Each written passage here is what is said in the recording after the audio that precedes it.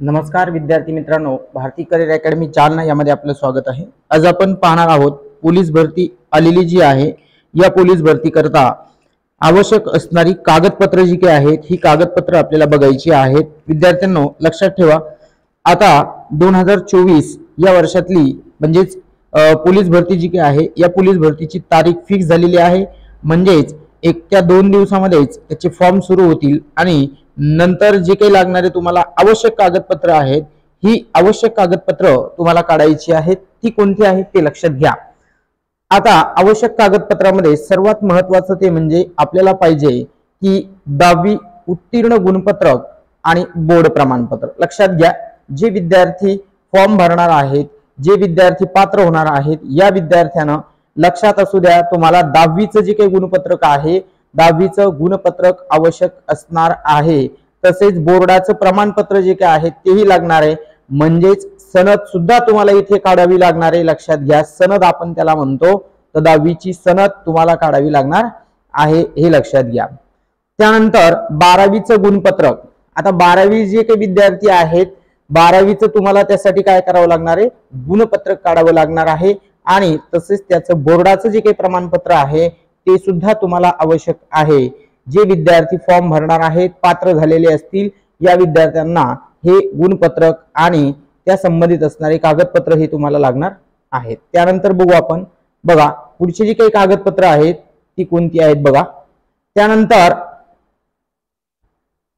आता उच्चतम शैक्षणिक अर्हता असल्यास, म्हणजे ज्या विद्यार्थ्यांना याच्यापेक्षा जास्तीच्या शिक्षण पात्रतेतून जर फॉर्म भरला असेल तर त्याचेही तुम्हाला काय करायचे आहेत, कागदपत्र सादर करायचे आहेत, त्याचेही गुणपत्रक द्यायचे आहेत, त्याचेही प्रमाणपत्र तुम्हाला काय करायचे आहेत, द्यायची आहेत, हे लक्षात असू द्या।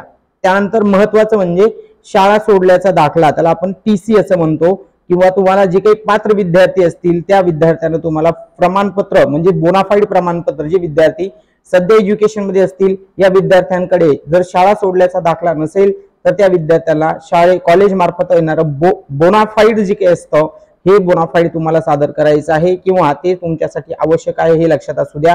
जे विद्यार्थी पात्र होतील या विद्यार्थ्यांसाठी ही आवश्यक असणारी कागदपत्र आहेत। त्यानंतर ड्रायव्हिंग लायसन्स। आता जे विद्यार्थी वाहन चालक किंवा ड्रायव्हर पदासाठी फॉर्म भरणार आहेत, या विद्यार्थ्यांना ड्रायव्हिंग लायसन्स कंपल्सरी आहे, हे लक्षात असू द्या। तुम्हाला ड्रायव्हिंग लायसन्स तुम्हाला काय करायचं आहे, कंपल्सरी काढावं लागेल। पण जे विद्यार्थी पोलीस शिपाई पदाकरता फॉर्म भरणार आहेत, अशा विद्यार्थ्यांसाठी मात्र हे काही कंपल्सरी नाही। मात्र जो विद्यार्थी वाहन चालक यासाठी फॉर्म भरणार असेल त्याला मात्र ते सादर करावं लागेल। त्यानंतर आहे तुमचं वय अधिवास प्रमाणपत्र, त्याला आपण काय म्हणतो, अधिवास प्रमाणपत्र म्हणजे डोमिसाइल सर्टिफिकेट्स। लक्षात घ्या, हे अतिशय महत्त्वाचं आहे। डोमिसाइल सर्टिफिकेट्स जे काही आहे ते हे तुम्हाला काढायचं आहे। विद्यार्थ्यांनी डोमिसाइल सर्टिफिकेट नवीन काढण्याचा प्रयत्न करावा। जर असेल तुमच्याकडे जुनं तर ठीक आहे, परंतु नवीन पण हे तुम्हाला मिळतं आणि हे विद्यार्थ्यांनी काय करायचंय, तुम्हाला काढायचं आहे। त्यानंतर आहे जातीचं प्रमाणपत्र।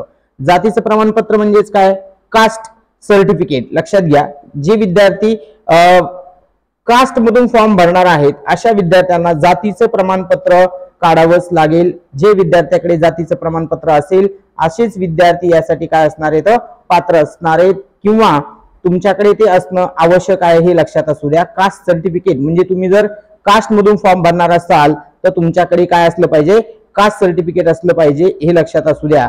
काय म्हणतोय मी, कास्ट सर्टिफिकेट। ठीक आहे, पुढचा प्रश्न। आता जे विद्यार्थी कास्ट सर्टिफिकेट मधून फॉर्म भरतात या विद्यार्थ्यांना, काही विद्यार्थ्यांना नॉन क्रिमिनल लागू आहे। लक्षात घ्या, म्हणजे काही प्रवर्ग जे आहेत त्या विद्यार्थ्यांना काय आहेत, नॉन क्रिमिलियर्स आहेत। नॉन क्रिमिलियर तुम्हाला सादर करायचे, लक्षात घ्या। आता हे नॉन क्रिमिलियर जे काही आहे हे तुम्हाला 3 वर्षाच्या व्हॅलिडिटी सह मिळतं।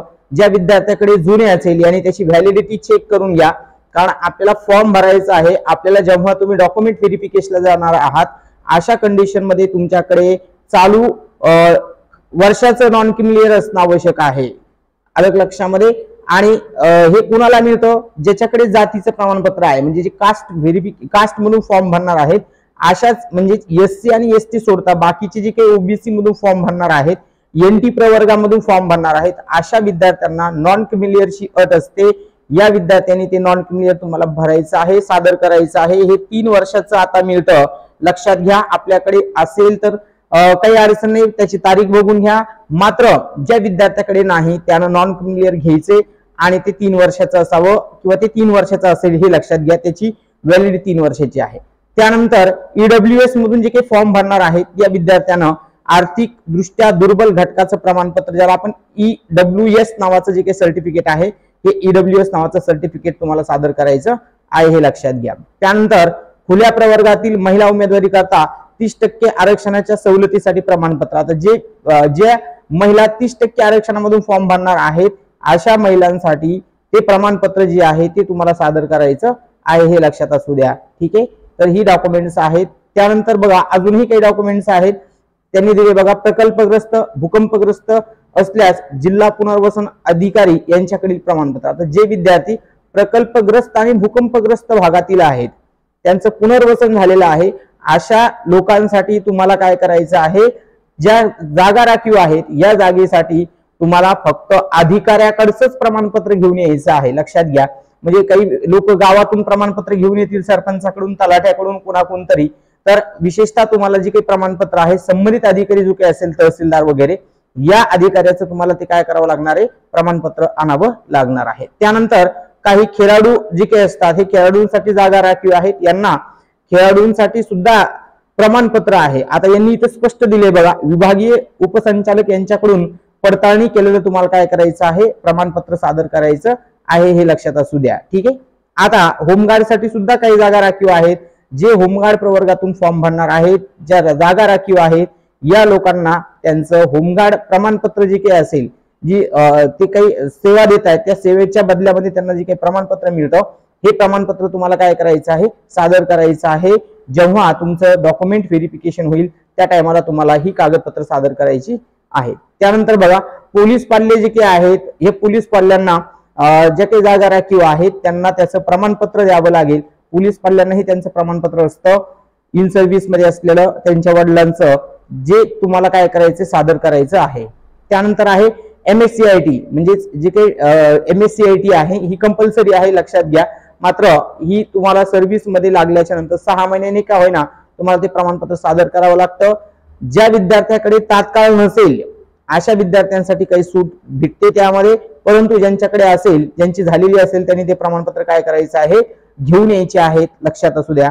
त्यानंतर अनाथ असल्यास अनाथ प्रमाणपत्र, काही विद्यार्थी अनाथ प्रवर्गातून जर असतील तर त्यांना अनाथ प्रमाणपत्र काय करायचं आहे, सादर करायचं आहे। त्यानंतर आहे जात पडताळणी प्रमाणपत्र, त्याला आपण कास्ट व्हॅलिडिटी असं म्हणतो। ठीक आहे, कास्ट व्हॅलिडिटी, तर ही कास्ट व्हॅलिडिटी जी काही आहे ही सुद्धा तुम्हाला सादर करायची आहे। ज्या विद्यार्थ्याकडे असेल अशा विद्यार्थ्यांसाठी तुम्हाला काय करायची, कास्ट व्हॅलिडिटी जी आहे ती तुम्हाला सादर करावी लागेल। ठीक आहे, त्यानंतर पुढचं महत्वाचं म्हणजे आधार कार्ड असणं गरजेचे, पॅन कार्ड असणं गरजेचे आणि मतदान कार्ड, यांच्या तिघांपैकी तुमच्याकडे कुठल्या तरी एक पुरावा असावा, जेणेकरून ज्याच्यावरती तुमचा पत्ता वगैरे जी काही आहे ही संबंधित माहिती असणं आवश्यक आहे। आधार कार्ड, पॅन कार्ड आणि मतदान कार्ड म्हणजे ओळखपत्र जे काही आहे ते, आणि त्यानंतर तुमचे जे काही पासपोर्ट साईजचे फोटो आहेत, अलग लक्षामध्ये जी काही साईज त्यांनी नेमून दिलेली आहे या साईज नुसार तुम्हाला काय करायचे, तुमचे पासपोर्ट फोटो काढायचे आहेत आणि तेच पासपोर्ट फोटो कंटिन्यू तुम्हाला जी काही भरती तुमची प्रक्रिया आहे या पूर्ण भरती प्रक्रियेमध्ये तुम्हाला काय करायचे तर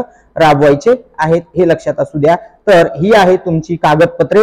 याच्या अगोदर आपण एक व्हिडिओ टाकलेला आहे पोलीस भरती संदर्भामध्ये असलेले नोटिफिकेशन, त्यामध्ये तुम्हाला किती फॉर्म भरता येतात लक्षात घ्या। यावेळेस त्यांनी स्पेशली एकच फॉर्म तुम्हाला भरता येणार आहे, एका घटकासाठी तुम्हाला एकदाच फॉर्म भरायचा आहे। जेवढे काही घटक असतील त्यासाठी तुम्ही वेगवेगळे फॉर्म भरू शकता, मात्र शिपाई पदासाठी तुम्हाला एकच फॉर्म भरायचा आहे आणि प्रत्येक जिल्ह्याचा जो काही पेपर आहे तो एकाच दिवशी घेणार आहे सरकार, असं तुम्हाला काय केलं सरकारनं किंवा त्या GR मध्ये नमूद केलेलं आहे। ठीक आहे, व्हिडिओ आवडलाच असेल तर लाईक करा, सबस्क्राईब करा, जास्तीत जास्त विद्यार्थ्यांपर्यंत शेअर करा, जेणेकरून आम्ही नवीन माहिती जी काही आहे या तुमच्यापर्यंत पोहोचवण्याचा प्रयत्न करू। तसेच आमच्याकडे गणित आणि बुद्धिमत्ता यांचे स्पेशली संच आहेत अलग लक्षामध्ये PDF स्वरूपामध्ये, जर कोणाला लागत असतील तर त्याची पेड फेस पे करून तुम्हाला जे काही 1000 ते 2000 जे काही क्वेश्चन्स आहेत जवळपास या 2000 क्वेश्चनचा जो काही सेट आहे हा तुम्हाला त्यामध्ये मिळणार आहे। संबंधित सेट किंवा टॉपिक वाईज असणारे घटक यावरूनही तुम्हाला काही प्रश्न देण्याची शक्यता आम्ही करण्याचा प्रयत्न करू। व्हिडिओ आवडला तर लाईक करा, सबस्क्राईब करा, जास्तीत जास्त विद्यार्थ्यांपर्यंत शेअर करा। धन्यवाद।